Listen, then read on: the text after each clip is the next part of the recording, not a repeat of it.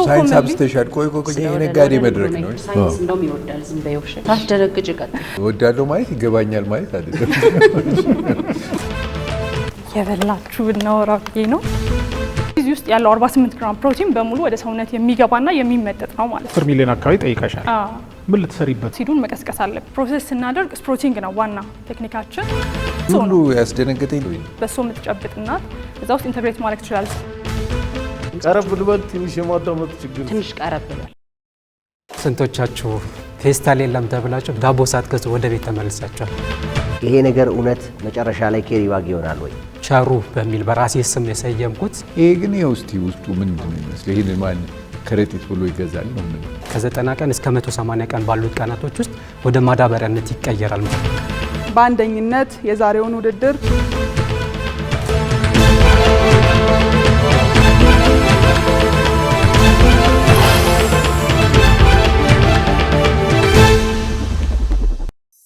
ይህ ፕሮግራም የኢትዮጵያ ንግድ ባንክ ከኢትዮጵያ ብሮድካስቲንግ ኮርፖሬሽን ጋር በመተባበር የሚቀርብ ነው። ሰላም እንደምን አላችሁ የነጋድራስ ቤተሰቦቻችን። ነጋድራስ የኢትዮጵያ ንግድ ባንክ የስራ ፈጠራ ውድድር ዛሬም በሌሎች ስራ ፈጣሪዎች ተመልሷል። ለዛሬም 3 ተወዳዳሪዎች አሉ።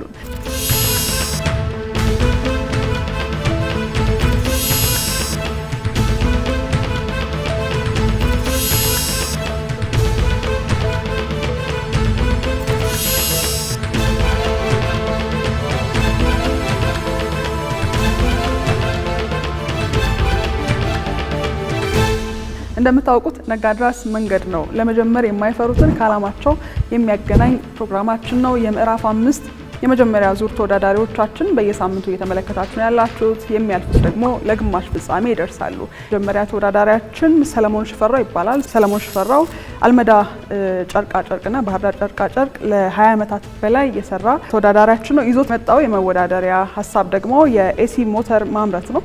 ኤሲ ሞተር እንደምታውቁት የኢንዱስትሪዎች ዋልታ ልንለው እንችላለን። ስለዚህ ሀሳቡን ደግሞ ይመጣና ለዳኞች ሰፋ አድርጎ በደንብ ያብራራልናል። ሌላኛዋ ተወዳዳሪያችን ጽናት ለገሰ ትባላለች። ጽናት ለገሰ በጂንካ ዩኒቨርሲቲ የባዮሎጂ መምህርት ነበረች። እንዲሁም በጄኔቲክስ ላይ የተለያዩ ጥናቶች ታደርጋለች። የመወዳደሪያ ፕሮጀክቷ ደግሞ አገራችን ውስጥ ፕሮቲን ለማግኘት በርካታ ነገሮች እያሉ ሰዎች ለምንድን ነው የፕሮቲን እጥረት አለባቸው እየተባሉ ሕክምና ባለሙያዎች የሚመክሯቸው የሚነገረው ስለምንድን ነው የሚል ሀሳብ ገብቷታል። ስለዚህ የፕሮቲን ዱቄት ይዛልን ትመጣለች። ጽናት ለገሰ ብርቱ እናት ናት፣ የ2 ልጆች እናት። ሌላኛው ተወዳዳሪያችን ደግሞ ዶክተር ቸሩ ኮሬ ይባላል። የማህበረሰብ ጤና ሳይንስ ባለሙያ ነው። በአመራር ጥበብ 3ኛ ዲግሪ ያለው ዶክተር ቸሩ ለተፈጥሮ ተስማሚ የሆኑ ከካሳባ ከበቆሎ እና ከእንሰት ዘንቢሎችን ሰራላችኋለሁ እያለ ነው። አሁን ተኪ ምርቶች አስፈላጊ የሆኑበት ጊዜ ላይ ያለ ነው። ለተፈጥሮ ለመልክዓ ምድሩ ተስማሚ የሆኑ ተኪ ምርቶችን ፕላስቲክን ሊተኩ የሚችሉ ምርቶችን እሰራላችኋለሁ ብሏል። 3ቱም ይመጡና ለሚቀጥለው ዙር ያሳልፈናል የሚሉትን የመወዳደሪያ ሀሳቦቻቸውን ለዳኞች ያቀርባሉ። ዳኞች ቦታቸውን ይዘዋል። እነሱም ተዘጋጅተው እየጠበቋችሁ ነው። አብራችሁን እስከ መጨረሻው እንድትቆዩ ጋብዛለሁ። የማታ ወርቅ ብርሃኔ ነኝ።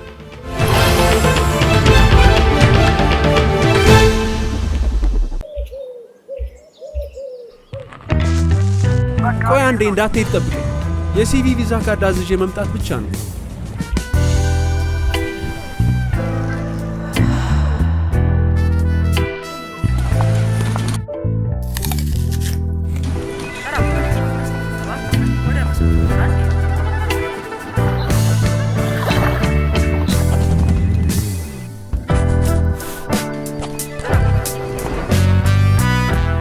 ባንኮ በመዳፉ በያዙት ስልኮ ቤቶ ድረስ ከተፍ ይላል። ሰላም ጤና ይስጥልኝ። በማንኛውም ሰዓት በተመቸው ቀን ባሉበት ሆነው የኢትዮጵያ ንግድ ባንክን ቪዛ ካርዶን በስልኮ ማዘዝ ይችላሉ። የሲቢ ሞባይል ባንኪንግ መተግበሪያውን ይክፈቱ። ባንኪንግ የሚለውን ይክፈቱ። ቪዛ ካርድ ሰርቪስ የሚለውን ይምረጡ። ይፈልጉ ምትክ ወይም አዲስ መጠየቅ፣ የካርዶን አይነትና የሚወስዱበትን ቅርንጫፍ መርጠው ያረጋግጡ። ባንክ የሚመጡት ካርዶን ለመውሰድ ብቻ ነው። አሁኑኑ ያመልክቱ። በፍጥነት ካርዶን ይውሰዱ። የኢትዮጵያ ንግድ ባንክ፣ ሁሌም የሚተማመኑበት ባንክ። ይህ ፕሮግራም የኢትዮጵያ ንግድ ባንክ ከኢትዮጵያ ብሮድካስቲንግ ኮርፖሬሽን ጋር በመተባበር የሚቀርብ ነው።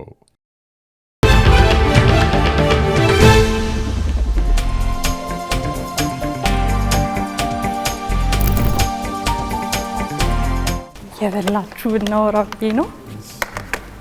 ጸደቀ ምግብ አመጣሽለት?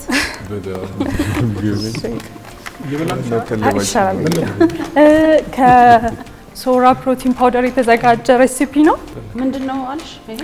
ሶራ ፕሮቲን ፓውደር ይባላል። ከአኩሪ አተር የሚዘጋጅ ዱቄት ነው።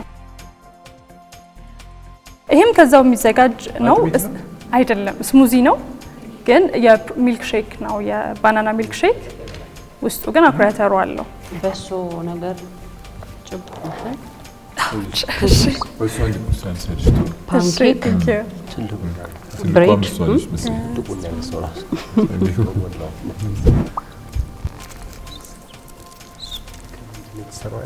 ከአኩሪ አተር ነው የተዘጋጀው።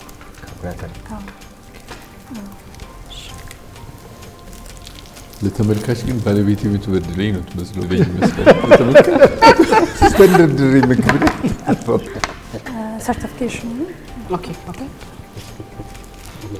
በ100 ግራም ውስጥ የ9 እንቁላል የፕሮቲን ቫልዩ የያዘ የፕሮቲን ዱቄት ነው ይዤ የመጣሁት። ጽናት ለገሰ እባላለሁ። የሶራ ፉድስ ማኒፋክቸሪንግ መስራች ነኝ። በሀገራችን ጥናቶች እንደሚያሳዩት ከሆነ ከፍተኛ ቁጥር ያለው ህጻናት የቀነጨሩ ናቸው።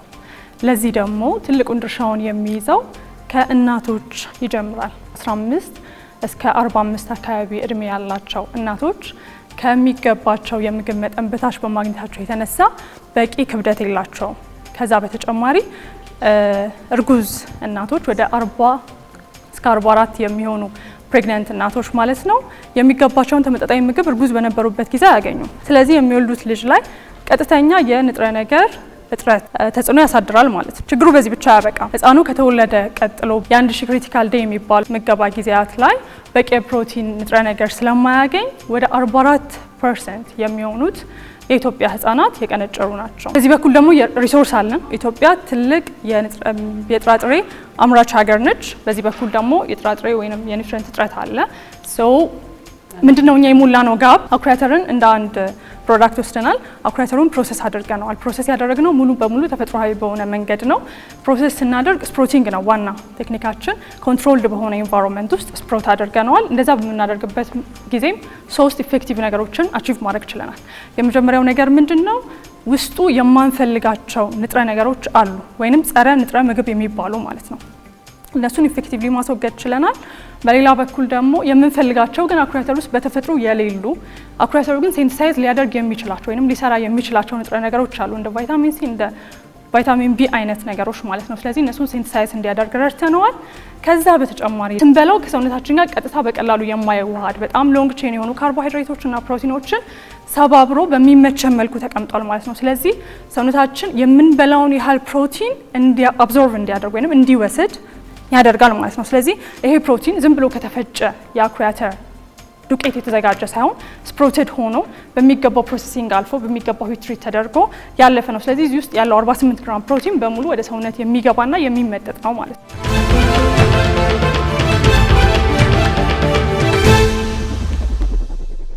ጽናት እንኳን ደህና መጣሽ።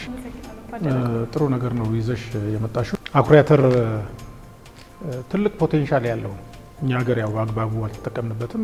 እነ ብራዚል እና አሜሪካ በጣም ቻይና ጨምሮ በጣም ከፍተኛ ዲማንድ ያለበት ነው። ከፍተኛም እየተጠቀሙበት ያለ ያንቺ አሁን አኩሪ አተር መሆኑ ብቻ ሳይሆን ስፕሮቲንግ ወይም ደግሞ በቆልት ማድረግ ላይ ነው። በቆልት በመሆኑ የሚያገኘው ወይም የሚያስገኘው ጠቀሜታ ምንድን ነው? አንደኛው።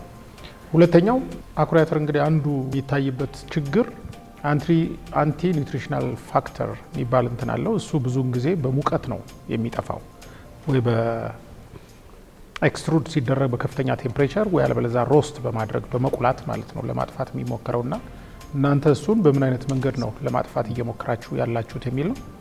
ሌላኛው ይሄ ቴክኒካሊ ካለው ፈንክሽናሊቲ ውጪ ወደ ቢዝነስ እንዴት ነው የምታሻግሪው? ፕሮሰሶቹ ምንድን ናቸው? ምን ያህል ገንዘብ ነው የምትፈልጊው? ለምን ፐርፐዝ ነው የምታዊው? ፕሮቲን የመረጥኩበት ዋናው ምክንያት ፋክተሪ እኔ ፊዚካሊ የሚታየው ግድግዳና ምናምን ሳይሆን ራሱ ሲዱ ነው። ምክንያቱም ሲዱ ትልቅ ፖቴንሻል አለው በውስጡ። እዛ ሲዱ ውስጥ ያለውን ነገር ደግሞ ወደ ስራ ለማምጣት ግዴታ ሲዱን መቀስቀስ አለብን። ማብቀል ስንጀምር ማደግ ስለሚፈልግ ሲዱ ቫይታሚኖችን ሴንሳይዝ ያደርጋል። ቪታሚን ቢዎችን ሲ ምናምን ሴንሳይዝ ያደርጋል።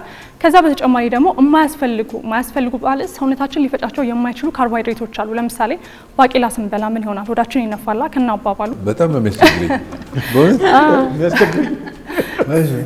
ሌሎችም ሌጊዩሞች እንደዛ አይነት ፋክተር አላቸው። ለምን? በጣም ሎንግ ቼን ካርቦሃይድሬት ነው ያላቸው፣ ሎንግ ቼን ፕሮቲን ነው ያላቸው። ያንን ሰውነታችን ሰባብሮ በቀላሉ መፍጨት ስለማይችል ሆዳችን ውስጥ ያሉት ባክቴሪያዎች ያንን በሚያደርጉበት ሰዓት ጋዝ ዲስኮምፈርት ይፈጠራል ማለት ነው። ስለዚህ እሱን ሁሉ ለማስወገድ ግዴታ ስፕሩት መደረግ አለበት። ይሄ ብቻ አይደለም። ከዛ በተጨማሪ በስፕሩቲንግ ፕሮሰስ ውስጥ ሴንሳይዝ ማድረግና የማያስፈልገው መሰባበር ብቻ ሳይሆን የሚያስፈልገውንም አምፕሊፋይ ያደርጋል። ካየኸው ሰርቲፊኬቱ ላይ ወደ 48 ግራም ፕሮቲን አቺቭ አድርጌያለሁ። 48 ግራም ፕሮቲን ያገኘሁት ከሆል ሌጊዩም ነው። ምንም ሳይወጣ ራሱ ግሬኑ ሙሉ ተፈጭቶ ማለት ዘይቱም አልወጣም ምንም አልወጣም which is very high number ምክንያቱም ወደ 46 ግራም ምናምን ነው አቺቭ ሊደረግ የሚችለው ጠቅላላው ወደ 52 ግራም አለው ዘይቱ ራሱ ወጥቶ ማለት ነውና 48 ግራም ሙሉ በሙሉ ሊፈጭ የሚችል ፕሮቲን ማግኘት የሚቻለው በተፈጥሯዊ መንገድ ትሪት በማድረግ ነው። ቴምፕሬቸር ሂዩሚዲቲ ምናምን ሬጉሌት በማድረግ ማለት ስለ ሃይ ቴምፕሬቸር ትሪትመንት አውርተሃል። እንዳልከው በጣም አብዛኛው የፋክተሪ ስራ የሚሰራው በሃይ ቴምፕሬቸር ትሪትመንት ነው። ያ ደግሞ የተመረጠበት ምክንያት እንዳልከው ታይም ኢፌክቲቭ ነው፣ ኮስት ኢፌክቲቭ። ለምሳሌ እኔ ቀጥታ አምጥቼ ግሬኑን ቆልቼ ብፈጨው በጣም ኢዚየር ነው፣ ብዙ ማተርፍበታለሁ። ግን እንደዛ በማድረጌ ምክንያት የማደርስላቸው ሰዎች ፕሮቲኑ ሙሉ በሙሉ መጠቀም አይችሉም። 48 ግራም ፕሮቲን ራሱ አቺቭ ባደረግ ሰውነታቸው 48ቱንም ግራም ሊመጣው አይችልም። ምክንያቱም ለምሳሌ ፋይቲክ አሲድ በቴምፕሬቸር ሙሉ በሙሉ ዲግሬድ ሊያደርግ አይችልም። ትሪፕቶፋን ኢንሂቢተርን መግደል እችላለሁ በቴምፕሬቸር። በአንጻሩ ፋይቲክ አሲድ ግን በቴምፕሬቸር ሙሉ በሙሉ መጥፋት የሚችል ብቻ አይደለም። ከዛ በተጨማሪ ደግሞ በውስጡ ላገኛቸው የምችላቸውን አምፕሊፋይ ያደረኳቸውን ነገሮች አምፕሊፋይ ማድረግ አልችልም በሂት ትሪት ሳደርገው። በአንጻሩ በስፕሩቲንግ ግን ያንን ነገር አቺቭ ማድረግ እችላለሁ ማለት ነው። ከዛ ቀጥሎ ግን ሚልድ የሆነ የሂት ትሪትመንቶች ውስጥ ያልፋል። ምክንያቱም ለቴስትም ለሼልፍ ላይፍም ፕላስ ደግሞ እንዳልከው ዳይጀስተቢሊቲንም በተወሰነ መልኩ ኢምፕሩቭ ስለሚያደርግ። እንዴት ነው ወደ ቢዝነስ መቀየር ያሰብሽው ላልከኝ ነገር ኦልሬዲ ኢትስ አ ፉድ እንዳየኸው። ስለዚህ በማንኛውም መልኩ እንደዚህ የሚበላ ነውና እዚህ ጋር አሁን ያመጣኋቸው ምግቦች ጀስት ዱቄቱን እንድትቀምሱት ለማለት ብቻ ሳይሆን በየትኛውም ሬሲፒዎቻችን መግባት እንደሚችሉ ላሳያችሁ ስለፈለኩኝ ነው። ለምሳሌ ፓንኬክ ተብሎ በተለምዶ የሚጠራው ብረምጣድ ቂጣ አይነት ነገር እናት ለመጋገር ብትፈልግ ከዚህ 2 ማንኪያ ብታረግላት ለልጁ የቀን የሚያስፈልገውን የፕሮቲን መጠን ትሸፍንለታለች። ይሄ ግን ምንድነው? በሶ ጭብጦ ነው እዛ ውስጥ ከዚህ ሁሉ ያስደነገጠኝ ጣሙ ብዙም ደስ የማይለው ነው። ኦኬ ደስ አላለ። በሶ ነው የበሶ ዱቄት አለው 50 ነው የተጠቀምኩት 50 አኩራተር እኔ ተጠቀምኩት። ሶ ምንድነው ገብስ ብቻውን ፕሮቲን ስለሌለው I have to add it እና ማንኛውም እናት ያንን ብትጨምር ለምሳሌ በሶ ሳይንስ አብስቴሻል ቆይ አሁን ንግድ ነው ይሄ ነጋዴ መድረክ ነው። ሳይንስ እያበዛሽ ወደ ቢዝነሱ ሳይንስ እንደውም ይወዳል። ዝም በይው እሺ። ሳትደረግጭ ቀጥል። ወዳለው ማለት ይገባኛል ማለት አይደለም። የተለያዩ ነገሮች ናቸው።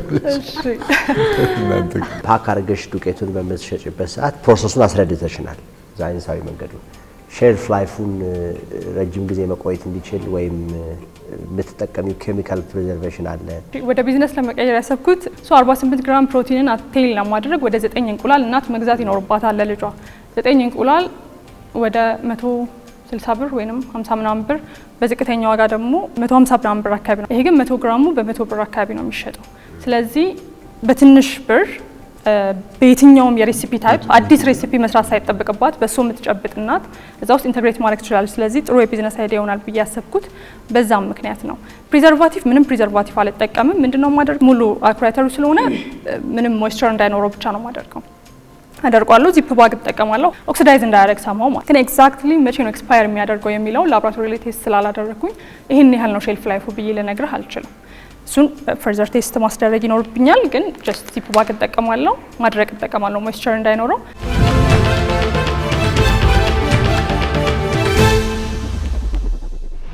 ሞይስቸር ኮንቴንቱ ስንት ነው የሚሆነው?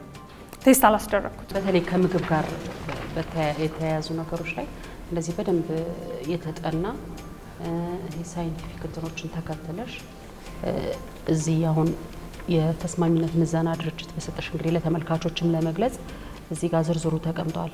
ለምሳሌ 48% ፕሮፊት አቺቭ አድርጊያለሁ ያልሽው አለ እዚህ አሁን በቁጥር በልምድ ምናምን መስራቱ እንዳለ ሆኖ ይሄ ደግሞ በደንብ እውቀትሽን ተጠቅመሽ ሳይንቲፊክ ሜቶዶችን ተጠቅመሽ እዚህ ላይ ላደረሽው ምርት በጣም ክብር አለኝ እና ላመሰግንሽ እፈልጋለሁ። እና የፓኬጂንጉን እንትን በተለይ ኮንትሮልድ ስፕራውቲንግ የሚለው ነገር ይሄን አሁን በስሞል ስኬል ቁጥጥር እያደረግሽ ነው አይደለ? ይሄ በቆልቱን አምጥተሽ ከዛ በኋላ እዚህ ላይ የደረሽው አሁን ላርጅ ስኬል ሲሆን ይሄንኑ እንዴት ነው ልታመጪው የምትችይው? እሱ እንዴት ነው ላደርግ ያሰብኩት ስፕሩቲንግ ካቢኖች አሉ የተዘጋጁ አውቶማቲካሊ ቴምፕሬቸርን ሂዩሚዲቲን ኤቭሪቲንግ ሴት አድርገሽ ከዛ ያን ነገር ፕሮሰስ የሚያደርግልሽ ማለት ነው ከእጅ ንክኪ ሙሉ በሙሉ እየጸዳ ሶ ፕሮፖዝ ካደረግኩትም የፋይናንስ እንትኔ ብሬክዳውን ውስጥ አንዱ በጀት እሱ ነው የሚሆነው ማለት ነው። አሁን መሸጥ አልጀመርሽም? አዎ አልጀመርኩም። ኦኬ ስትጀምሪ እዚህ ጋር አሁን የጠየቅሽው ካፒታል 10 ሚሊዮን ብር አካባቢ እንደዛ አካባቢ ካፒታሉ ትንሽ ከፍ ያለ ነው አይደለ? ታቀርቢ ደግሞ ያሰብሽው ለማን ነው? ዝቅተኛ የኢኮኖሚ ደረጃ ላይ ላሉ በተለይ ደግሞ ለህፃናት ምገባ አዋቂም ይሆኛ እንደምንወስደው እንዳለ ሆኖ የትኛውም ኢኮኖሚ ደረጃ ላይ ያለ ሰው ሊጠቀመው ይችላል ብለሽ ነበረ። አልመሰለኝም። እንዴት ሆኖ ነው በጣም በሂውጅ ካፒታል ጀምረሽ ያንን ወጪ ለመሸፈን የፕሮዳክት ዋጋ ላይ መጨመር ይኖርብሻል እና አሁን የተግባራዊነቱ ላይ ትንሽ ያሰጋኝ አይ ውድ አይሆንም ወይ? ንገሪኝ እስኪ ዋጋውን። የተመጣጠነ ምግብ ተብሎ የሚሸጠው ግማሽ ኪሎ ያንቺ አኩሪ አተር እስኪ ንገሪኝ ዋጋ። ፕሮቲንን ሰፖርት ሊያደርግ የሚችል ፒውር ፕሮቲን ፕሮዳክት ለህፃናት ተብሎ የሚቀርብ እኔ አላውቅም። ለስፖርተኞች ግን የሚሰራ አለ። ለስፖርተኞች የሚሰራው አብዛኛው ኢምፖርትድ ነው። ከ7000 በላይ ነው ዋጋው በኪሎ ማለት ነው። ሀገር ውስጥ የሚመረቱ 1 2 3 ፕሮዳክቶች አውቃለሁ። እነሱም ቢሆን በኪሎ 3500 እና ከዛ በላይ ነው ዋጋቸው። ያኔ ዝቅተኛ ዋጋ ነው እንዳልሽው ኪሎ 510 ብር ነው የሚሸጥ ሀሳብ ያለኝ። ብዙ ጊዜ እየተጠቀምንበት ያለው አይነት ሌጊዩም አይደለም። እንደውም አሁን ትንሽ ተስፋ ሰጪ ነገሮች አሉ፣ ግን እየተጠቀምነው አይደለም። ሶ እሱ ላይ በጣም ጥሩ ቫልዩ አድ ስላደረግኩኝ ሮ ማቴሪያሉን የማገኝበትና ስቲል የምሸጥበት የተለያየ ነውና ወደ 30% ከዛ በላይ ፕሮፊት ማርጂን ስቲል ይዣለሁ። 1 ኪሎ አኩሪ አተር ስንት ነው? ከ100 ብር እስከ 140 ብር ሬንጅ ያደርግ። ምግቧን በልታ እናንተ በሙሉ ጥያቄውን ጠየቃችሁት ብዬ ነው። ከአንድ ኩንታል አኩሪ አተር ወይም ከ1 ኪሎ ምን ያህል ፕሮዳክት ይገኛል? ከ700 ግራም እስከ 600 ግራም አቨሬጅ 650 ግራም ይገኛል። ሌላው ምን ይሆናል? ሌላውም አክቹአሊ ፕሮዳክት ነው። ኪኑን እልጠዋለሁ። አንዱ ፕሮሰስ እሱ ነው። ለምን ትልጨዋለሽ? ጥሩ ነው። ፋይበር አይደለም? ፋይበር ነው፣ ግን አሁን ፕራይመርሊ የምፈልገው ፕሮቲንን ሰፖርት ለማድረግ ነው። ሶ አላማዬ የፕሮቲንና የሄልዚ ፋቶችን መጠን ኮንሰንትሬት ለማድረግ ስለሆነ ያ ፋይበሩ ለጊዜው እዚህ ፕሮዳክት ላይ እንዲካተት አልፈለኩም። ግን ያ ፋይበር ደርቆ ለመኖ ለምናምን መግባት የሚችል አይነት ፕሮዳክት። አሁን ለምሳሌ አንቺ 10 ሚሊዮን አካባቢ ጠይቀሻል። ምን ልትሰሪበት ነው? ፕሮሰሶቹ ምንድን ናቸው? ስቴፖቹ? መጀመሪያ ክሊኒንግ ይኖራል። ምንድን ነው ክሊን ታሪክ? ሰርፌስ ላይ ያሉትን ማንኛውንም አይነት ባክቴሪያ ሆኑ ደስቶች ማንሳት ይኖርብኛል። ያለ ምንድን ነው የሚሆነው? ስፕሩት ሲደረግ ኮምፎርታብል ኢንቫይሮንመንት ነው የሚሆነው ለባክቴሪያውም ለሌላውም ለማደግ ማለት ነው። ልክ ለግሬኑ ማደግ ያጥሩ እንደሚሆኑ ሁሉ። ስለዚህ ያንን ክሊን አድርጌ ነው ማስገባት የሚኖርብኝ ወደ ካቢኔቱ ማለት ነው። ስፕሩት ካደረኩ how do you clean? የምጠቀማቸው ሄልዚ የሆኑ ማለት ናቹራል የሆኑ እንትኖች አሉ ላይክ ሳልት እና ሌሎችም አሲዶችን ጨምሬ ነው ክሊን የማደርገው። ደን እንደሱ ካጠብኩት በኋላ ቀጥታ ዘፈዝፈዋለሁ ማለት ነው። ለ12 ሰዓት ዘፈዝፈዋለሁ።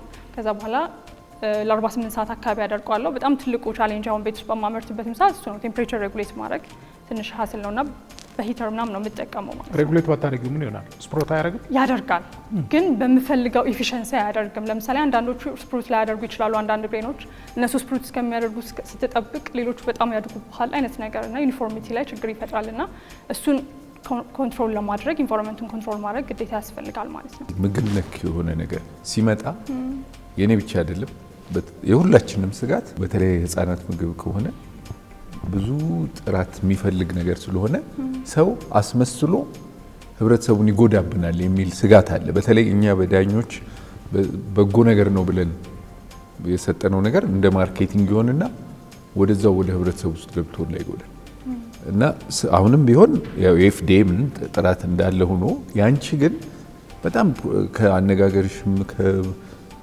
ከስበላውም ምንም ብቻ ጥርት ያለ እና ሙያዊ ነገሩ የሚፈቅድልሽ አልመሰለኝም ራሱ መጥፎ ነገር ለመስራት እና በዚህ በኩል ስጋት የለንም። ይዘሽ የመጣሽው ነገር በጎ እንደሚሆን ስኬታማነቱ ወደፊት የሚታይ ሆኖ በጎ እንደሚሆን እርግጠኛ ነን።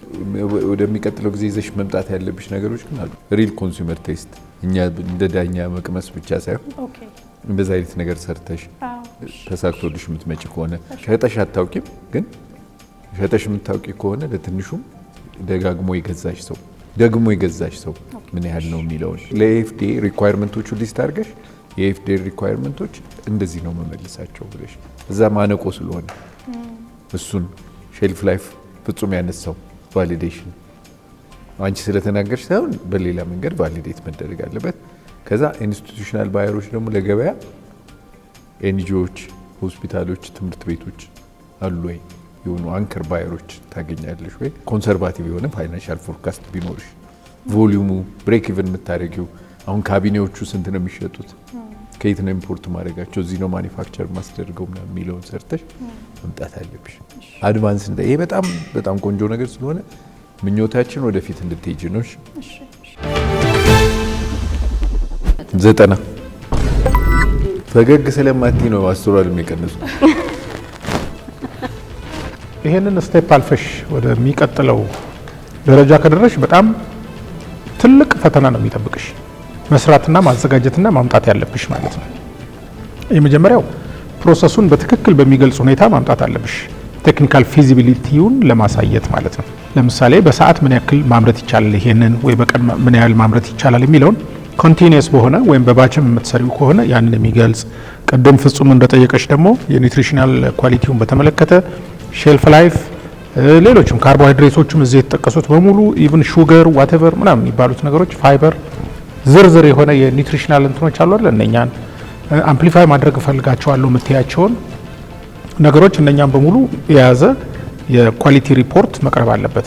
ጠይቄ ነበር በነገራችን ላይ አሁን ቫይታሚን ሲ ካልኩሌተር ላይ አይሰራ። ምክንያቱም ቫይታሚን ሲ ኦልሞስት የለውም ፎርቲፋይ አድርጌዋለሁ ለሚለው ነገር ኤቪደንስ ለመጣ ፈልጌ ፎርቲፊኬሽን ሌላ ነው። አይ ኢትስ ፎርቲፊኬሽን ፓርት ኦፍ ዘ ፎርቲፊኬሽን። ምክንያቱም አምፕሊፋይ ያልሽኝ እኮ ቅድም ስፕሮቲንግ ላይ አምፕሊፋይ ማድረግ ሌላ ነገር ነው። የስ ፎርቲፋይ ማድረግ ከውጪ መጨመር ነው። ኖት ኦንሊ ከውስጥ ራሱ ፎርቲፋይ ማድረግ ይቻላል። ሴንሳይዝ እንዲያደርግ ነው ያደረኩት። ቫይታሚን ሲ ሴንሳይዝ እንዲያደርግ አድርጌያለሁ ነው። ጥናቶች እንደውም እንደሚያሳዩት ወደ 300 ምናምን % ጭማሪ ያሳያል የቫይታሚን ሲ ማለት ነው ስፕሩት ሲደረግ አኩሪያተር። ያን ነገር ግን ቴስት ላስደረግና ኤቪደንስ ላመጣ ፈልጌ ከአኩሪያተር ላይ ቫይታሚን ሲ አይሰራም ብለውኛል። ግን ፕሮሰስ ላይ ነን ልንጀምር ብለውኛል። እሱ ብቻ አይደለም ዳይጀስቲቢሊቲ ነው ላስ ሌላ ቦታም እኮ ይሰራል እኮ ይሄ ብቻ አይደለም። ኦኬ ተስማሚነት ምዘና ብቻ አይደለም። ኦኬ እሺ ሌላ ምርምር የሚሰሩ ማነው የላቦራቶሪ ሪዛልት የሚሰጡ የግልም ድርጅቶች አሉ። እሺ እሺ ስለዚህ እነሱንም ልትጠይቂ ትችላለሽ። እና ስቴፖቹ ክሊርሊ መቀመጥ አለባቸው። የኒውትሪሽናል ፋክተሮቹ ጠቅላላ እነኚህ ናቸው ያሉት። ለምሳሌ አሁን ኮምፔር ያደረግሽው አንቺ ፕሮዳክትሽን ከዚህ ለስፖርተኞች ከሚሸጠው ፕሮዳክት ጋር ነው። እሱ ለምሳሌ ሌብሊንጉን ብታዩ ማአት ነገር ነው የሚጨመርበት። እኔ የበለጠ ጥሩ ነው የሚሆነው ምለው ያንቺን ፎከስሽ ፕሮቲን ዴፊሽንሲ ላላቸው አይደለም። ስለዚህ ፕሮቲን ላይ ፎከስ አድርገሽ ፕሮቲኑን 48% ማድረስሽ ትልቅ ነገር ነው በራሱ። ስለዚህ እሱን ፕሮፓጌት ብታረጊ ኢሴንሻል አሚኖ አሲድስ የሚባሉ ደግሞ አሉ አይደለም፣ አንድ 8 የሚሆኑ ምናምን ነገር። ስለዚህ እነሱን ደግሞ ያለው ከሆነ እነኚህ ኢሴንሻል አሚኖ አሲድ ሰውነታችን ማኑፋክቸር የማያደርጋቸው ግን ከውጪ መውሰድ ያለባቸው እነኚህ አሉበት የሚለውንም ነገር አድርገሽ ፕሮፐርሊ ፋይናንሱንም በደንብ ተሰርቶ የሚለው ኤንድ አንድ የመጨረሻ ኮሜንት ምሰጥሽ አሁን የሚታዩ የዚህ የኮርን ሶያ ብሌንድ ምናምን አልሚ ምግቦች አሉ አይደል? እነሱ እንዴት እንደተጀመሩ ታውቂያለሽ? በብረት ምጣድ ነው የሚቆሉ የነበሩት፣ በተራ ወፍጮ የሚፈጩ የነበሩት። አሁን በፋብሪካ ደረጃ ነው ሚክስ እየተደረገ ታሽጎ ነው ሲቀርብ የነበረው። ስለዚህ ስታርት ፍሮም ዳት ከስክራች መጀመሩ ጥሩ ነው። ከትልቅ ማሽን አታስቢ። እንደዛ ስታደርጊው ፕሮዳክቱ በጣም ኤክስፔንሲቭ መሆን ይጀምራል። ቅድም ሀውለት እንዳለችሽ ታርጌትሽ ደግሞ ለማን ነው? አነስተኛ የኢኮኖሚ አቅም ላላቸው ሰዎች አይደለም። ስለዚህ ዋጋው ቺፐር መሆን አለበት። ስለዚህ ሌበር ኢንቴንሲቭ በሆነ ሁኔታ መጀመሪያ ሰርተሽ ማርኬቱን አሹር ካደረግሽ በኋላ ለኤፊሽንሲ ስትይ ወደ ትልቅ ነገር መሸጋገር ትችላለሽ ብዬ ነው የማስበው። ጥሩ ነው፣ በሳይንስ የታገዘ ነው፣ ይቀጥል። ብዙ ነገሮችን ቤንችማርክ እያደረግሽ እያስተያየሽ ግፊበት። እኔ የሰጠሁሽ ነጥብ 84 ነው። ጽናት ሳይንቲፊክ ሜተድ ተጠቅመሽ 48% ፕሮቲን አቺቭ ያደረግሽበትን ፕሮዳክት እዚህ እንግዲህ በማቅረብሽ እኔ በጣም ደስተኛ ነኝ። ስለዚህ ወደ ገበያው ፎከስ ታደርጊያለሽ። ከዚህ በኋላ እንዴት ነው ገበያ ውስጥ ፔኔትሬት አድርገሽ ያሉትን ተወዳዳሪ ምርቶች አሸንፍ መውጣት የምትችው የሚለውን ነገር በደንብ እያሰብሽበት ብትቆይ፣ ቴራፒቲክ ፉድ ወይም ይሄ ሕክምናዊ ምግብ ብለሽ ፕሮሞት ብታደርጊው ጥሩ ነው ብዬ አስባለሁ። ጤና ጥበቃ ወይም ደግሞ ሌሎች ተቋማት ጋር ንግግር ብታደርጊ፣ እንዲሁም ደግሞ ይሄ የበቆልት ምግብ ያልተለመደ ነው ማለት አሁን ስሰማው እኔ ያው ለውድድር ነው አሁን እንትን ያልኩ አሁን በቆልት ምናምን ሲባል ምንድነው ምናምን ልል እችላለሁ። ስለዚህ ጥቅሙን በደንብ ፕሮሞት አድርጊ። ስለዚህ በቆልት እንደዚህ ምን ጥቅም እንዳለው እኔ ወደሚቀጥለው ዙር እንድታልፍ ይፈልጋለሁ። 95 አግኝተሽ አትሊስት ምግብ ስለሆነ ምን ያህል ሼልፍ ላይፍ ሊኖረው ይችላል የሚለውን ታሳቢ አድርገሽ የሰራሽው ስራ ያው ጥሩ ነው። በጣም ከፕሬዘንቴሽንሽ የተረዳሁት በጉዳዩ ላይ በጣም ብዙ አስበሽ አዋቂም ስለሆንሽ በዛ ኤሪያ ስለተማርሽም በደንብ ጥሩ ነገር ነው ይዘሽ ለማቅረብ የሞከርሽው። አቀራረብሽ ቆንጆ ነው። እኔ ስራ አለመጀመርሽን በሚቀጥለው ማየት አልፈልግም። በሚቀጥለው ስትመጪ ስራ ጀምረሽ ለምን ነሰሰርሊ እነዚህ አሁን ቅድም የነገርንሽ ነገሮች በሙሉ ብሎክ የሚያደርጉሽ ወደ ኢንዱስትሪያል ሌቭል መሄድ ስትፈልጊ ምርቱ በተስማሚነት ምዘና ከተረጋገጠ እና አንቺ ቤት ውስጥ ማምረት ከቻልሽ በስሞል ስኬል አምርቺው። አሁን ደግሞ በጣም ጥሩ ነው ዲጂታል ማርኬት ፕሌሶች አሉ። እነዛን ፕላትፎርሞች ተጠቅመሽ ናውሌጁን በህብረተሰቡ ውስጥ ካደረሽ በቤት ውስጥ የሚቸገሩ እናቶች ለልጆቻቸው በቂ ፕሮቲን እንዲያገኝ ምግቡን በቀላሉ ካንቺ ማርኬት ፕሌስ ላይ ማግኘት ይችላሉ። ጀምሪ። በሚቀጥለው ስትመጪ እንደው ዝም ብዬ ለሙከራ ብዬ ጀምሬ 50 ኪሎ 100 ኪሎ ሸጬ መጣሁ እንድትይ ነው የምፈልገው። ጀምሪ ስል ጀመርኩ ብቻ ብለሽ እንድትይ አይደለም። የምር የስራ ፈጣሪ ገቱ ኖሮሻል እና ሳይንሱን እንደምታውቂው ያክል የሚያስፈራኝ ቢዝነሱ ላይ ፑሽ የማድረግ ፍላጎት አለሽ ወይ የሚለው ነው። ቢዝነሱን ፑሽ አድርጊ። እዛ ላይ እሱን ማየት እንፈልጋለን። ጥሩ ነው የሰራሽው። 89 አግኝተሻል።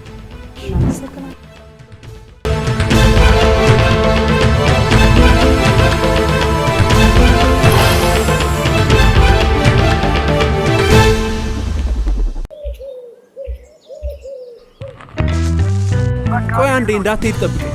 የሲቪ ቪዛ ካርድ አዝዤ መምጣት ብቻ ነው።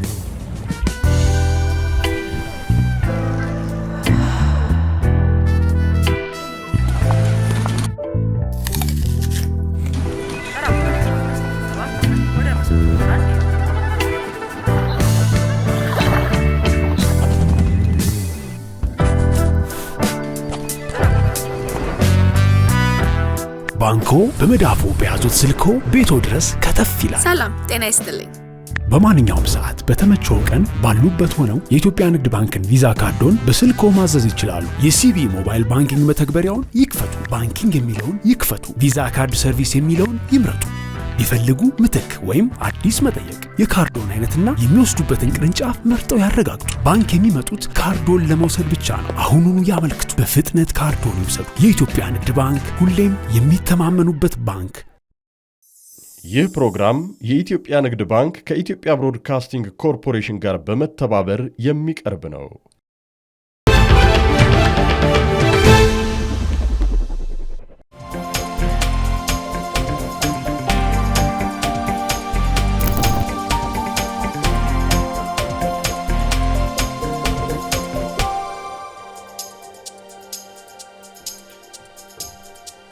ሰላም እንዴት ናችሁ?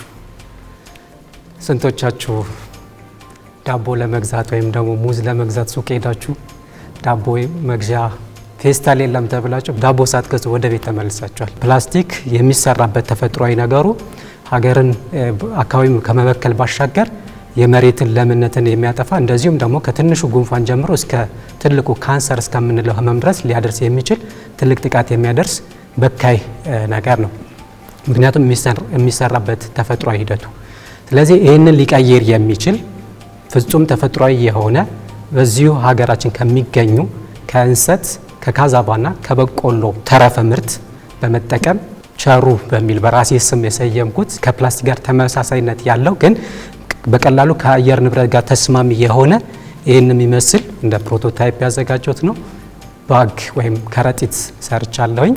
ይሄ ከረጢት እንግዲህ እንደምታዩት በመልክ ሲታይ ፕላስቲክ ነው የሚመስለው፣ ነገር ግን ምንም ፕላስቲክነት ይዘት የለውም። ፕላስቲክን ለመተካት የሚጠቀሟቸው የወረቀት ባጎች አሉ። እነዛን ያላቸው ጥንካሬና እንደዚሁም ደግሞ ፈሳሽን የመያዝ አቅማቸው ዝቅተኛ ከመሆኑ አንጻር ይሄኛው ፈሳሽን የመቆጣጠር አቅም ስላለው በክረምት ወቅት መጠቀም እንችላለን። ይሄኛው እንግዲህ በዩኒቨርሲቲ ደረጃ ነው የሰራሁት። አብሮ ሊሰራ የሚፈልግ ሰው ካለ ደግሞ በትልቁ ኢንዱስትሪ አምርተን በፕላስቲክ ምክንያት የሚመጣውን ችግር እንቀርፋለን። በዚህ ባግ ዋና ዋና ጥቅሞቹ አንደኛ በቀላሉ ከመሬት ጋር የሚዋሃድ በመሆኑ ከ90 ቀን እስከ 180 ቀን ባሉት ቀናቶች ውስጥ ወደ ማዳበሪያነት ይቀየራል። ምክንያቱም ተፈጥሯዊ ነገር ስለሆነ። ሁለተኛ ምንም አይነት ጥሬ ሀብት ከውጭ ሀገር የማናመጣ ስለሆነ እዚሁ ሀገር ባለን ተፈጥሯዊ ነገር ስለምንጠቀም ለውጭ ምንዛሬ የምናወጣው ወጪ ዜሮ ያደርገዋል ማለት ነው።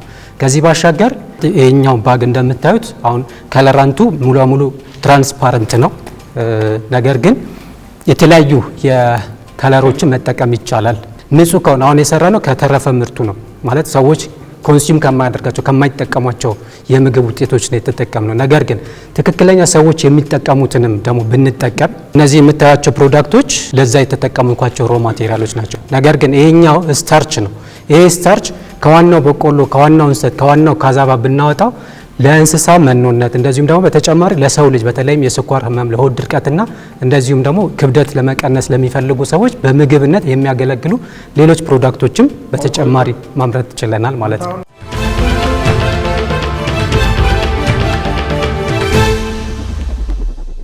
መንቱ ላይ ስታርች ማምረት ፊድ እና ኬሪ ባግ ይሄንን የሚወዳደረው በዚህ የመወዳደሪያው ፖይንቱ ግን ዋናው የኬሪ ባግ ማምረቱ።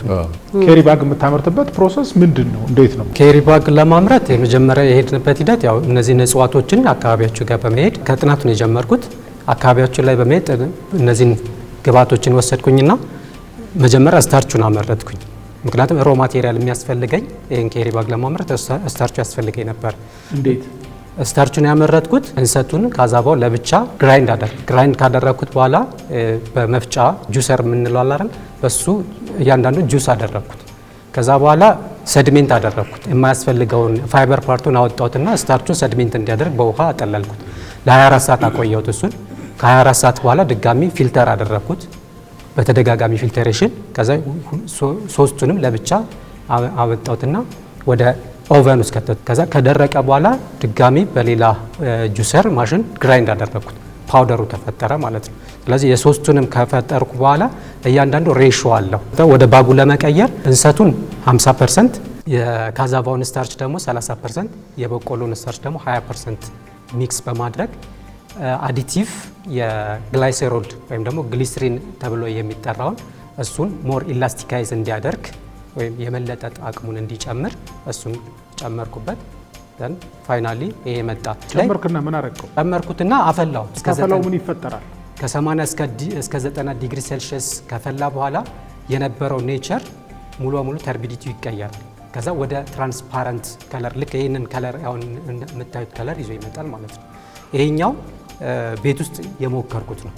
ከ60 እስከ 7 ዲግሪ ሴልሺየስ ኦቨን ውስጥ ቢደረግ ከ8 ሰዓት እስከ 10 ሰዓት ባለው ጊዜ ውስጥ ይደርቅና ፒል አድርገን ወደምንፈልገው ሼፕ እንቀይሯለን። ወደምንፈልገው ባግ ማለት ነው። በትንሹ ከ24 ሰዓት እስከ 48 ሰዓት ኢንቫይሮንመንት ላይ መድረቅ ይችላል። ከደረቀ በኋላ ይህንን ፒል እናደርገዋለን። አሁን 48 ሰዓት አልሞላው። ፋይናል ፕሮዳክት ነው፣ ፕሮቶታይፕ ነው። እኔ መጀመሪያ ካለፈው ፕሮግራም ጋር የሚቀጥል ምግብ መስሎኝ ነበር ራሱ። ምንድን ነው ይሄ? ሰርቪስ ያለቀለት ነገር ነው አይደለም። ይሄኛው መስታወቱ ላይ ያረፈ ፓርቱ ነው፣ ግላሱ ላይ ያረፈ ነው። ገበያ የሚወጣ አንድ ከረጢት በውስጥ በኩልም በውጭ በኩልም ተመሳሳይ ሆነ ቴክስቸር ይፈልጋል አይደል? እሱ ይቀራል። ባይሆን እንኳን በውጭ በኩል ያለው ለስለስ ያለ ሆኖ በውስጥ በኩል ያለው ትንሽ ኤስቴቲካሊ ባያምርም፣ ይሄ ግን የውስጥ ውስጡ ምንድን ነው የሚመስለው? ይሄን ማን ከረጢት ብሎ ይገዛል ነው ምን? ገበያ የምናወጣው አይደለም። ስታርቹን ጀላቲናይዝ ነው አይደለም ታደርገው? ጀላቲናይዝ ነው። አዎ። ስለዚህ ስታርች ሁሉ ከየትኛውም ቢገኝ ጀላቲናይዝ ያደርጋል። ከበቆሎም ተገኘ፣ ከካዛባም ተገኘ፣ ከስንዴም ቢገኝ ማለት ነው። ለምንድን ነው አንተ ከእንሰት 50% ከሌላው 20 ከሌላው 30 ያልከው? ለምንድን ነው? ሸከም አቅሙን ለመጨመር ጠንካራ ለማድረግ ይለያያል። ፎርም ጄሉ የሚደረገው ጄል ስትሬንግዙ ይለያያል። በደንብ ይለያያል። ከበቆሎ ሲገኝ ከእንትን ሲገኝ። ኦኬ። የማን ነው ጠንካራ? የካዛቫ የበለጠ ጠንካራ። ቀጥሎስ? እንሰት። አሁን ለምሳሌ የገሌ ጠንካራ ነው የገሌ ጠንካራ ነው ስትለኝ በምንድን ነው? ወይ ቲዮሬቲካሊ የሪሰርች ፔፐሮች አይተ ነው ወይስ? ቲዮሬቲካሊ የሪሰርች ፔፐር። ነጋዴ ነኝ፣ ንግድ ነው የሚመቸኝ። ከካዛቫም ከእንሰትም ከበቆሎም ከሌላም ነገር ስራው ልትሰራ ባይምሮ ያሰብከው መጨረሻ ላይ ፕላስቲክን የሚተካ በአካባቢ ብክለት የማይኖረው መበስበስ የሚችል ኬሪ ባግ ነው መስራት ይፈልጋል። ኬሪ ባግ እኮ አልሰራህም። ኬሪ ባግ ሊመስል የሚችል ነገር የሆነ አንድ ነገር አምጥታ አሳይተናል። ይሄ ነገር እውነት መጨረሻ ላይ ኬሪ ባግ ይሆናል?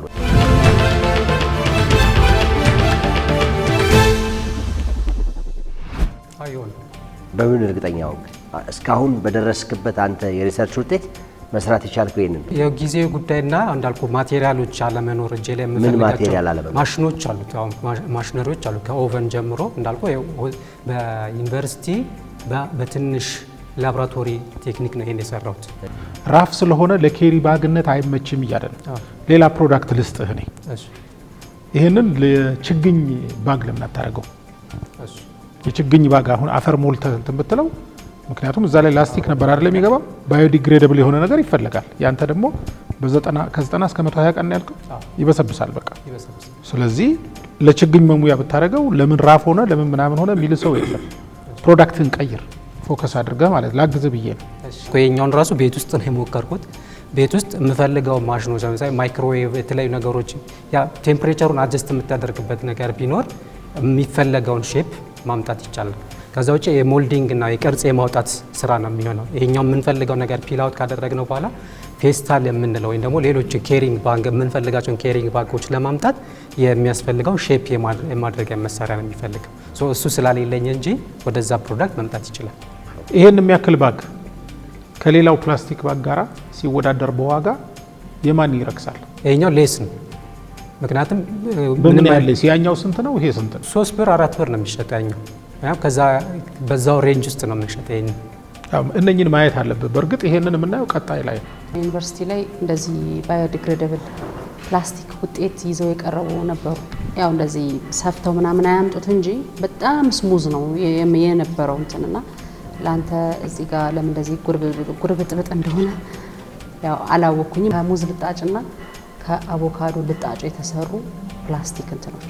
ስለዚህ ያው ስሙዝ መሆን ይችላል ብዬ አስባለሁ። ይሄ አሁን ዋጋው ይቀንሳል ያልከው ነገር ትንሽ አስፈርቶኛል። ምክንያቱም እነዚህ እንትኖች ለማምረት የሚፈልገው የማሽነሪ አይነት ለየት ያለ ነው አይደለ? እዚህ እኔ ያየዋቸው የማሽን አይነቶች አሉና እነሱ ስለሚያስፈልጉ ወጪው ትንሽ ከፍ ይላል ብዬ ነው ማስበው።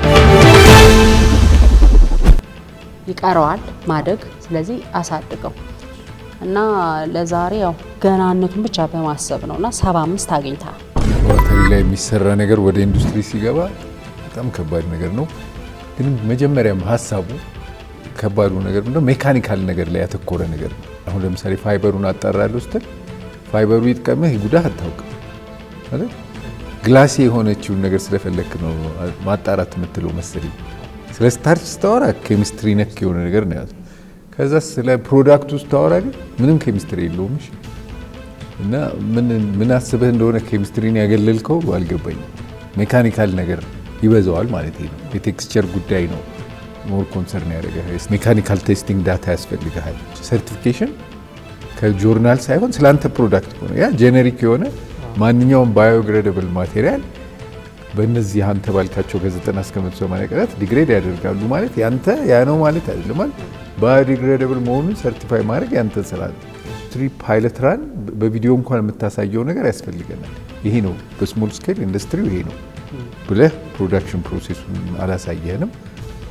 የደንበኛ ትራያል አላሳየንም። እንኳን እሱ ቀርቶ ፕሮዳክትም የለም የሆነ ፓለተብል የሆነ ፕሮዳክትም የለም። እና አጌንስት ኢምፖርትድ ኦልተርኔቲቭስ ደግሞ ከውጭ የሚገቡት ጋር ለማወዳደር ፕሮዳክትን ግን ሙያህን ቀይረህ ወደ ቢዝነስ ደግሞ መሄድ ራሱ በጣም የሚያስደስት ስለሆነ እኔ 75 ነው የሰጠው። እኔ 80 ሰጥቻለሁ።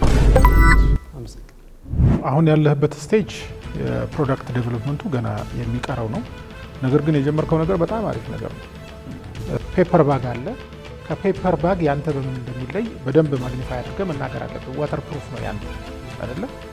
ስለዚህ እንደዛ እና መጀመሪያ ቶሎ ፌል ፋስት የሚባል ነገር አለ። ቶሎ ሞክርና ወደ ገበያ ግባና የገበያውን ፊድባክ ቶሎ አገኝ። ይሄ ትራክሽን የምንለው ነገር ማለት ነው። ለምሳሌ ይሄን ይዘህ አሁን የችግኝ መትከያ ወቅት ደርሶ ራፍ ቢሆንም እንደዚህ ለችግኝ መትከያ እንዲሆን አድርገህ ለአካባቢህ የት አካባቢ ነው ያለው? አዲስ አበባ ነው። ስለዚህ አካባቢ ላይ ላሉ ችግኝ ለሚያፈሩ ሰዎች ይሄንን እያቀረብክ ስራ ላይ እንዲውል አድርግ። ዋጋህን ቴስት አድርግ። እንደዚህ አድርግ። ገበያ የሚገባው እንደዚህ ነው። የግድ ከትልቁ አትጀምር፣ ከትንሹ ጀምር። ከዛ ሪፋይን እያደረግከው ትመጣለህ። ራሱ እያደገ ይመጣል ማለት ነው። እና እኔ ይህንን የተርሞፕላስቲክ የሆኑ ስታርቾችን አግኝተህ ማለት ነው ከዛ ወደዚህ መምጣትህ በጣም ጥሩ ነገር ነው። እንዳታቆመው፣ በርታ፣ ግፋ ነው የምልህ። 91 ሰጥቻለሁ። አመሰግናለሁ።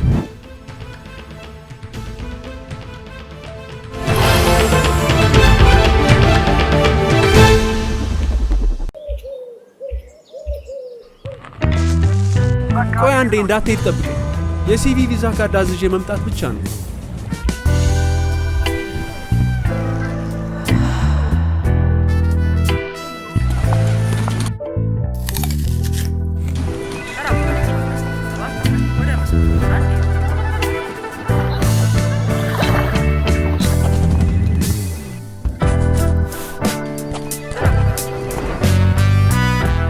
ባንኮ በመዳፎ በያዙት ስልኮ ቤቶ ድረስ ከተፍ ይላል። ሰላም ጤና ይስጥልኝ።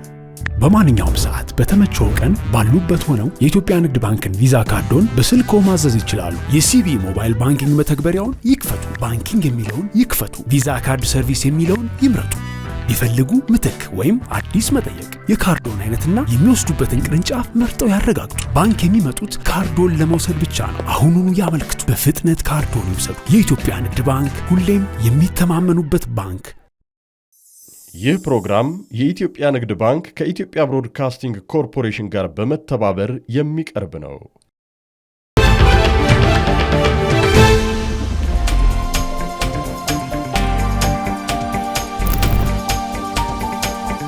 እንደምን ዋላችሁ። ይዤ የመጣሁት የስራ እቅድ ኤሲ ሞተሮችን ማምረት። ያ ማለት ምንድነው? ኤሲ ሞተሮች የማሽነሪ ህይወት ናቸው። ማንኛውም ማሽነሪ በሞተር ነው የሚንቀሳቀሰው። ሞተር ከሌለው ማሽነሪ በድን ነው። ስለዚህ እነዛ ሞተሮች ከዚህ በፊት የሚሰሩ ውጭ ተመርተው ነበር የሚገቡት። አሁን እዚሁ ሀገራችን ውስጥ መስራት እንችላለን የሚል ነው የኔ የስራ ሀሳብ ይዤ የመጣሁት። ያ ማለት ሊሚቴሽን ሊኖረን አይችልም። ሮተር አሴምብሊ ያለ፣ ስቴተር አሴምብሊ ያለ፣ ሞተር አሴምብሊ ያለ፣ ሶስት ናቸው በቃ። ከዛ በኋላ ፊኒሽ ዳርጎ ወደ ገበያ ማቅረቡ እና ለሮተር አሴምብሊ የሚያስፈልጉ ግባቶች፣ ለስቴተር አሴምብሊ የሚያስፈልግ ግባት አለ። ከዛ የነሱ ቅንጅት ደግሞ ፊቲንግ አለ። ያ ማለት ሞተር ሆኖ ሲወጣ ማለት ነው። እና በአሁን ሰዓት ገበያ ውስጥ ዋጋቸውን ብናይ በጣም የትየለሌ ነው። ለምሳሌ 18.5 ኪሎዋት የሆነ ሞተር በ170 ሺህ ብር እየተሸጠ ነው።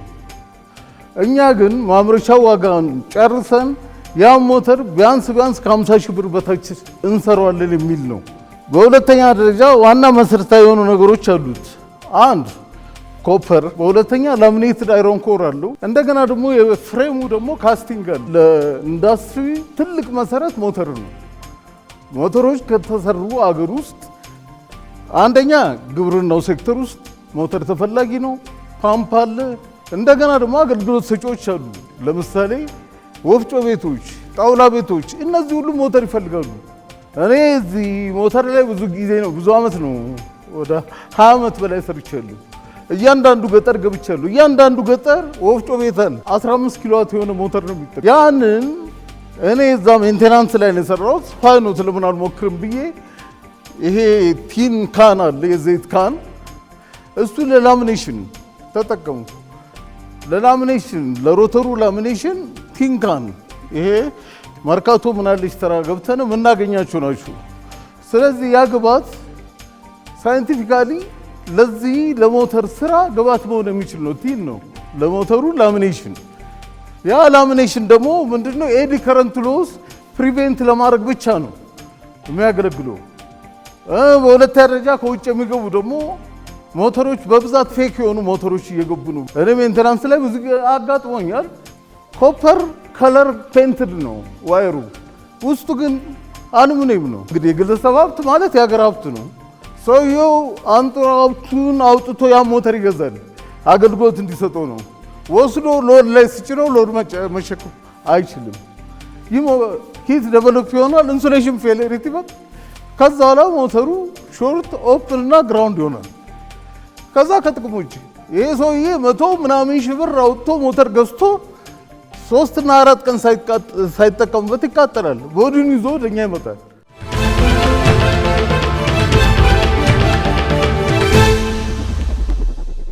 ሰለሞን ጥሩ ነው። በጥያቄና በዲስከሽን ከዛ መልሶችን ትሰጠናለህ። ቀረብ ልበል፣ ትንሽ የማዳመጥ ችግር፣ ትንሽ ቀረብ በል። እሺ አሁን የሞተር ማምረት ልትጀምር ነው እዚህ ሀገርና ልክ ነው እንዳልከው ለተለያዩ የማኑፋክቸሪንግ ስራዎች ሞተር ዋና ጉዳይ ነው፣ ዋና መሰረታዊ ነገር ነው። አሁን አንተ አምርተሃል ይሄንን ሞተር፣ የላከው ቪዲዮ አለ። በቪዲዮ ምስል ሜንቴናንስ ላይ ነው። ይሄ ሪዋይንዲንግ ነው። ሪዋይንዲንግ ነው። ግን ይሄን እንትን ለማለት ሙከራ ሞተር ሰርቻለሁ። ማኑዋሊ ግን ምንድነው ሰኬቱ መጋዝ ምናምን ተጠቅሜ ነው ላሚኔሽኑ ነው ያዘጋጁት። ላሚኔሽኑ እና ትንሽ ምንድነው የባላንስ ቴስት ምናምን አለ። እርግጥ ምንድነው ሞተር እንስራ ካለ ምንድነው ሌዝ ማሽን ያስፈልጋል። ደግሞ 3 አይነት አማራጭ ነው ማለት ፉል አውቶማቲክ፣ ሴሚ አውቶማቲክ እና ማኑዋል በሶስቱም መስራት ያ ያቅም ጉዳይ ነው። ይሄ ላሚኔሽን አንኮር አይረን ኮር ነው። ይሄ ምንድነው ሲሊከን ስቲል ነው። ሲሊከን ስቲሎች ወይም ቲን ነው። በቃ ኢች አዘር ምንድነው ኢንሱሌትድ ነው። ስትወጣ አንዷ እቺን የምታክል ፔፐር ነው። ከዛ በኋላ አንድ ላይ ተገናኝቶ በፕሬስ ማሽን ታስሮ ይበየዳል በቀጭኑ ማለት። ከዛ በኋላ ነው ሃውሲንግ ውስጥ የሚገባው። በካስት የተሰራ ሃውሲንግ አለ። እሱ ደግሞ ፋውንደሪ ላይ የሚሰራ ነው። ፋውንደሪ በጣም ቀላል ነው። ካስት ማለት 800 ዲግሪ ሴንቲግሬድ ላይ ይቀልጣል። ማንኛውም ካስት ሰብስበን ፋውንደሪ ውስጥ ማለት ነው ፈርነስ ቦት ትኖራለች፣ አንድ አነስተኛ ቦት ማለት ነው። እዛ ያን ቶርች የሆነ ፈርነስ ቶርች በቀላሉ አቅልጠን ፎርመር አለ፣ በአሸዋ የተሰራ ፎርመር። እዛ ላይ ቀዳዳ አለው። በቀዳዳ የቀለጠውን ካስት መክተት ነው። መጀመሪያ ላይ ስናዘጋጅ ፍሬሙን አስገብተን አሸዋ እንጠቀጥቃለን። ከዛ በኋላ ፍሬሙ ይወጣል። በዛ ቀዳዳ ካስቱን ስንጨምር ያን ሼፕ ይዞልን ይወጣል ካስቱ። ከዛ ፊኒሺንግ ምን ላይ እንሰራለን? ሌዝ ላይ እንሰራለን። ያ ማለት ከቨር አለ፣ ሻፍት ሆልደር አለ፣ እነዚህ ቤሪንግ ሃውሶች አሉ። እነዚህ ነገሮች ፐርፌክሽን እንዲመጣ ማለት ነው። ደግሞ ምንድነው ሴንትሪጋል ፎርስ አለ፣ እሱ ሌዝ ላይ ቼክ ይደረጋል። ሴንትሪክ ሁሉንም ሰርተነዋል። ሜንቴናንስ ላይ ሁሉንም ሰርተነዋል። ካስት አድርጋችሁ ነው ይሄንን የሰራችሁት? ይሄ ካስቲንግ የምንሰራቸው ኬዚንጎች የሞተሩ ኬዚንግ ማለት ነው ብዛት ነው የሚወስነው። ከዛ በኋላ አንድ ቦቱ የሚሸክመው ካስት ብዛት የሚቀልጠው ማለት ነው። ከዛ በኋላ ኦልሬዲ ፎርመር ላይ ፋውንደር የተሰራ ፋውንደር ያለ እዛ ላይ እያፈሰሱ ማውጣት ነው። ሌላ ምንም ነገር የለውም። አሁን እናንተ ሰርታችኋል ወይ? ሰርተናል። ባህር ዳር ቅርቅር እያሉ ሰርቻለሁ ያለ። ኦኬ። አሁን ከወጣህ በኋላ አሁን ከዛ ወዲህ ማኑፋክቸሪንግ ነው የምሰራው። ምንድነው ማኑፋክቸር የምታደርገው? ኬሚካል ግን ምንድነው ነፍስ የሚበራኝ ሞተር ነው። ሞተሩን የምትሰራባቸው እነዚህ በሙሉ ኮምፖነንቶች ጥሬ እቃዎቹ እዚህ በሙሉ እዚሁ ነው የምታገኛቸው? አንድ ካሮጌ ሞተሮች 50% ከምን ላይ ማንኛውም ሽት ሜታል ስቲል ሽት ሜታል ገበያ ላይ አለ። ሾፕ ማርኬቱ ሄደሽ ወይም አትክልት ተራ ሽት ሜታል እኮ ነው። ሽት ሜታል ብቻ ነው። በሱ ብቻ ነው በቃ እሱ ይቆራረጣል። ተቆራርጦ ስታምፕ አለ። ላሚኔትድ አይረን ኮር ስታምፕ ማሽን አለ። ስታምፕ እያደረገ ያወጣል። ከዛ በኋላ ተገጣጥሞ ነው ይሄን የሚወጣው።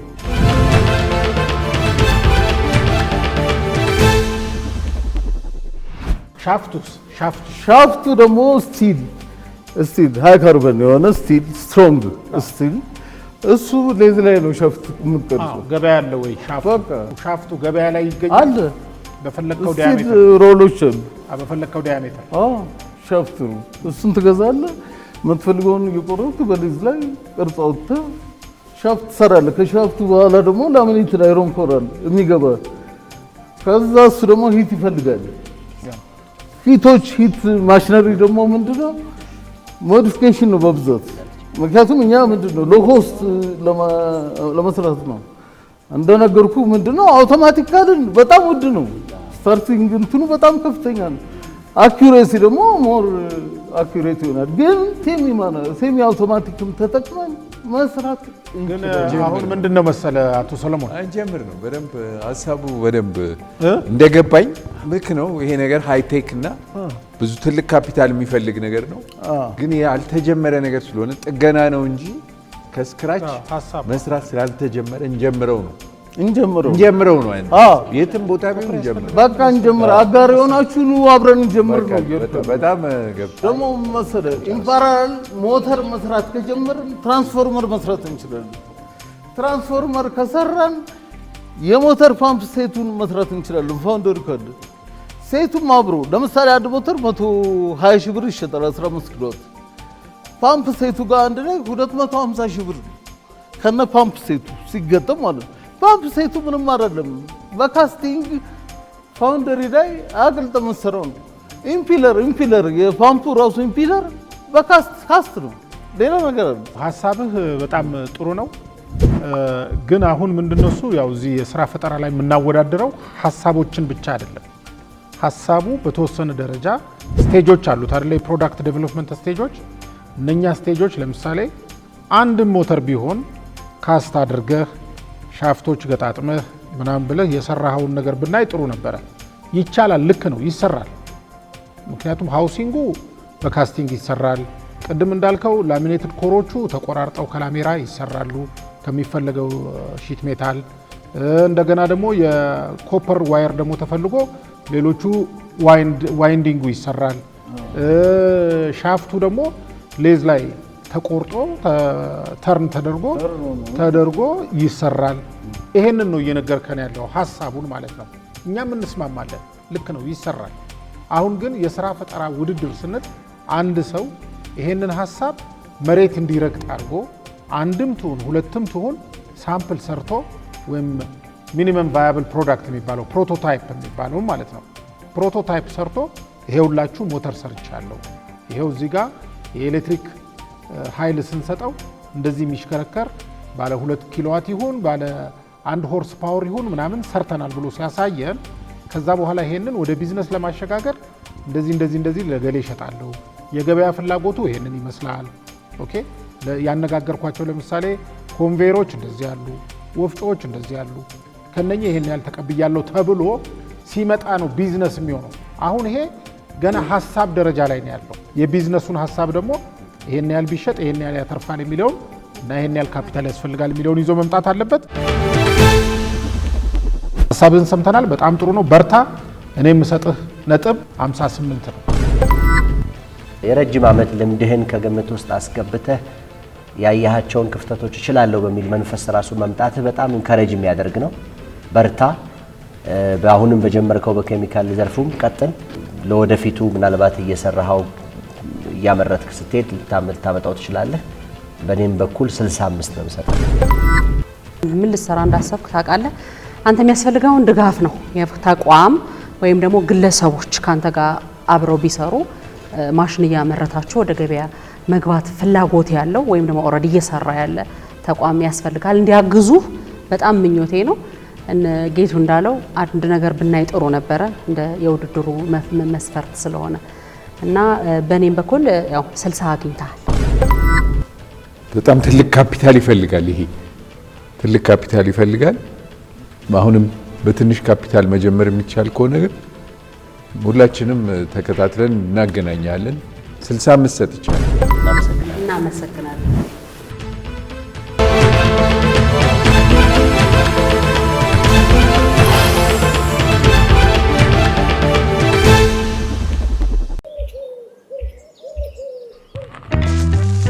ቆይ አንዴ እንዳትሄድ ጠብቀኝ። የሲቪ ቪዛ ካርድ አዝዤ መምጣት ብቻ ነው።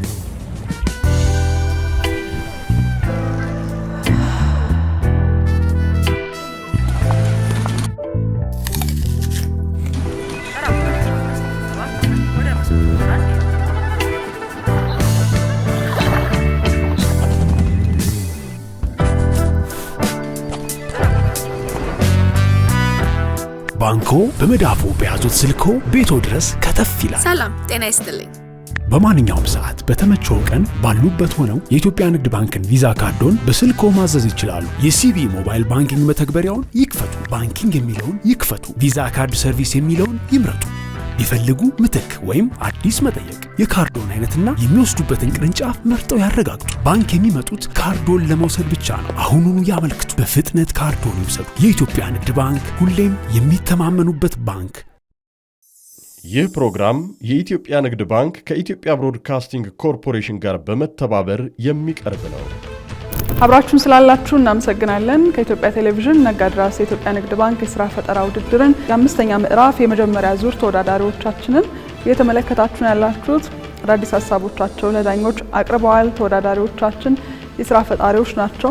የነገ የራሳቸው አለቆች ናቸው። ለሌሎች ደግሞ የሚተርፉ ተወዳዳሪዎች፣ ወጣቶች፣ አንጋፋ ስራ ፈጣሪዎችንም በአምስተኛው ዙር እየተመለከትን ያለ ነው። የዛሬዎቹ ተወዳዳሪዎቻችን ዳኞች ነጥብ ሰጥተዋቸው ውጪ የጠበቁን ነው። ባለራዕዮቹን ተወዳዳሪዎቻችንን ነጥብ ተደምሮ ስለተሰጠኝ በድጋሚ ወደዚህ ጠራቸውና ወደሚቀጥለው ዙር ያለፉትን አብረን እናሳውቃቸዋለን።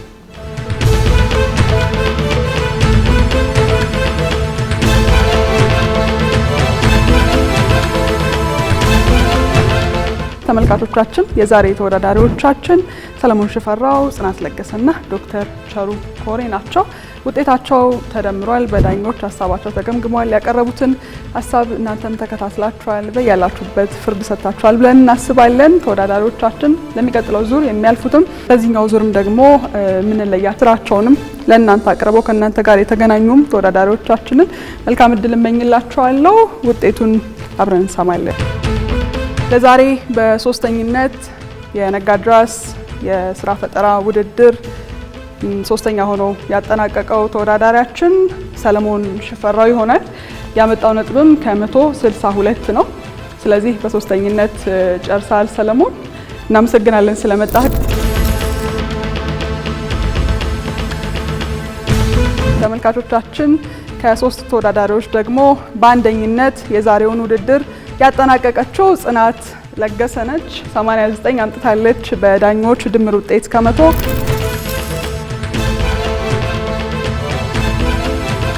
ዶክተር ቸሩ በሁለተኝነት 80 ነጥብ በማምጣት የዛሬውን ውድድር አጠናቀናል።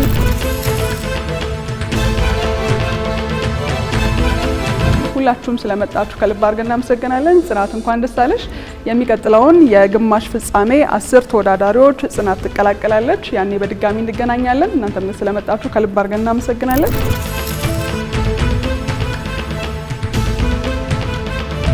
ተመልካቾቻችን እናንተም አብራችሁን ስለቆያችሁ እናመሰግናችኋለን። ሳምንት ስንመጣ ሌሎች ድንቅ ተወዳዳሪዎችን ይዘን ደግሞ እንገናኛለን። እኔ ማታ ወርቅ ነኝ። መልካም ሳምንት ይሁንላችሁ። ይህ ፕሮግራም የኢትዮጵያ ንግድ ባንክ ከኢትዮጵያ ብሮድካስቲንግ ኮርፖሬሽን ጋር በመተባበር የሚቀርብ ነው።